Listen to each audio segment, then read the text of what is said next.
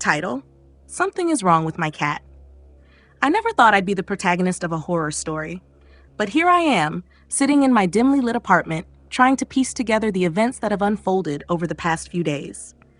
It all started with my cat, Fuzzy. Fuzzy was more than just a pet to me. She was my confidant, my companion, my little ball of fur that brought so much joy into my life. With her big blue eyes and fluffy white coat, she was impossible to resist. We were inseparable. But a few days ago, Fuzzy disappeared. I searched high and low, calling out her name until my voice grew hoarse, but she was nowhere to be found. I was beside myself with worry, unable to sleep or eat until she returned. When Fuzzy finally came back, I breathed a sigh of relief. But that relief quickly turned to confusion and fear as I noticed something was off about her. Her once vibrant blue eyes had dulled to a murky black, devoid of any warmth or recognition. And her once fluffy tail was now bald and scraggly, like a rat's tail. She had also lost weight, her bones protruding beneath her thinning fur. At first, I chalked it up to Fuzzy being traumatized from whatever ordeal she had been through.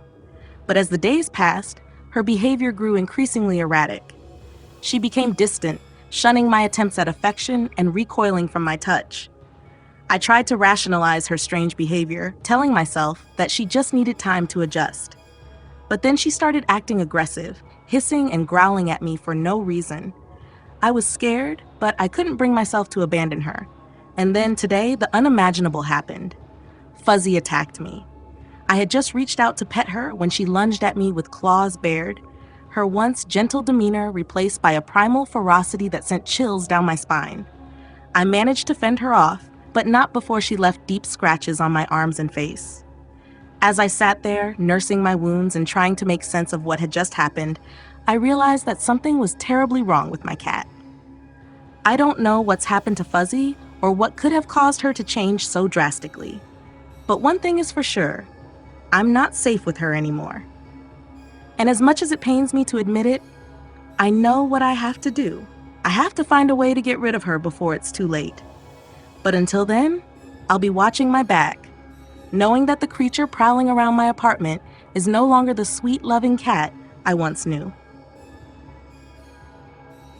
I tried to hold Fuzzy to get her to the vet, but it took a lot of effort. She put up quite a fight, her nails somehow longer, her teeth sharper. She gave me deep cuts that needed to be tended to, but I finally got her to the vet. "Good afternoon, Stacy," Dr. Reynolds greeted me with a warm smile as I entered his clinic. "What seems to be the trouble with Fuzzy today?" I sighed, trying to mask my anxiety. "I'm not sure, doctor. She's been acting strange lately, and I'm worried something might be wrong." Dr. Reynolds nodded understandingly. "Let's take a look at her, shall we?" he said, gesturing for me to bring Fuzzy over to the examination table.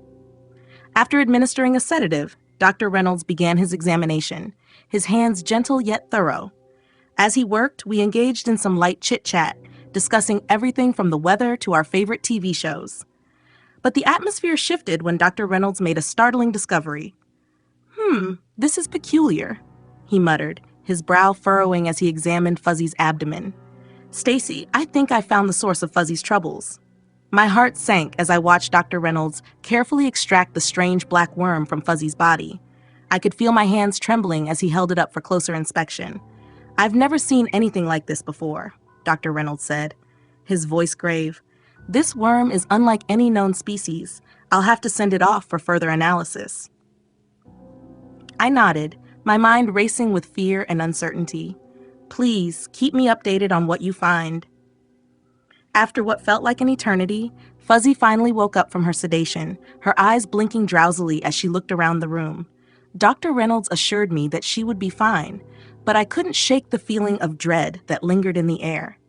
As I left the clinic with Fuzzy in tow, I couldn't help but feel a sense of foreboding. Little did I know, the nightmare was far from over.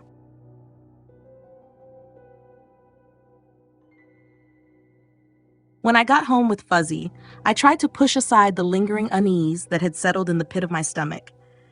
But as the days passed, that unease only grew stronger. I started feeling strange sensations under my skin, like something was writhing and squirming just beneath the surface. At first, I tried to ignore it, convincing myself that it was just my imagination running wild. But the sensation persisted, growing more intense with each passing day. And then, there were the changes I noticed in myself. My once bright green eyes began to darken, turning a murky shade of brown. My blonde hair lost its luster, becoming darker and more oily with each passing day. I knew deep down what was happening to me, but I couldn't bring myself to accept it. Somehow, one of those creatures must have gotten inside of me, infecting me with its malevolent presence. I tried to keep Fuzzy at a distance, fearing what she might do if she sensed the darkness growing within me. So I sent her to stay with my best friend Lana for a few days, hoping to keep her safe from whatever twisted fate awaited me. But as the days went by, I could feel myself losing my grip on reality. My thoughts became fragmented and disjointed, consumed by an overwhelming sense of anger and despair.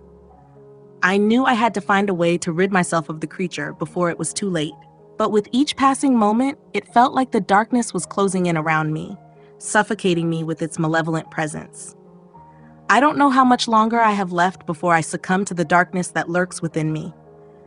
All I know is that I can't let it consume me completely. I have to find a way to fight back, to reclaim my life from the grip of this insidious evil. But as I sit here, alone in the darkness of my apartment, I can't help but wonder, why is everything getting darker